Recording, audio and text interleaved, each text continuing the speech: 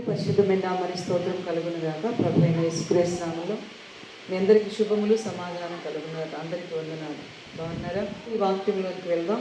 ద్వితీయోపదేశ కాండము 32వ అధ్యాయం. ద్వితీయోపదేశ కాండం 32వ అధ్యాయం 39వ వచనంలో ఈ మాటలు మనం చదువుకుంటాం. నేనే దేవుడిని, నేను తప్ప వేరొక దేవుడు లేడు. మృతి నొందించువాడను బ్రతికించువాడను నేనే, గాయపరచువాడను స్వస్థపరచువాడను నేనే. పరిశుద్ధ గ్రంథంలో చాలా సందర్భాల్లో ప్రభువారు నేనే నేనే అనే మాటలు చాలా మనం చూస్తాం. నేనే అనే మాటలు చూస్తాం. ఇక్కడ మృతి నొందించువాడను నేనే, బ్రతికించువాడను కూడా నేనే, గాయపరచువాడను నేనే, స్వస్థపరచువాడను కూడా నేనే అన్నారు.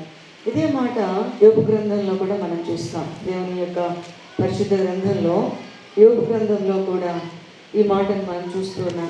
చూడండి ఒకసారి. యోబు గ్రంథము 5వ అధ్యాయము 17వ వచనంలో ఆయన గాయపరిచి గాయము కట్టును, ఆయన గాయము చేయును, ఆయన చేతులే స్వస్థపరచును అనే మాట మీకు చూస్తున్నాం. ఇంకా ఈ సమయంలో గాయపరచువాడు స్వస్థపరచువాడు ఆ ఇద్దరు తెలుసు. లాజరు జీవితాన్ని మనం చూస్తాం. ఆయనే లేట్ అయిపోయి ఆయనకి వ్యాధి కలిగినా ఆలస్యం చేశారు. చనిపోయాడని తెలిసిన తర్వాత వెళ్ళారు. ఎందుకంటే ఆయనకు అధికారం ఉంది. మృతి నొందించువాడు ఆయనే, బ్రతికించువాడు కూడా ఆయన. దేవుని దగ్గరికి వస్తామని గాయం చేస్తారు.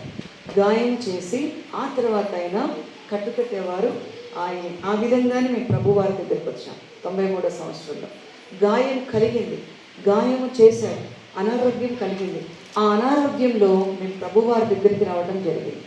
ఆ తర్వాత దేవుడు నమ్ముకున్నాం, మారు మనసు పొందాం, దేవుడు బాప్తిజం పొందాం, దేవుని మీద ఆనుకున్నాం, దేవుడు స్వస్థపరిచారు.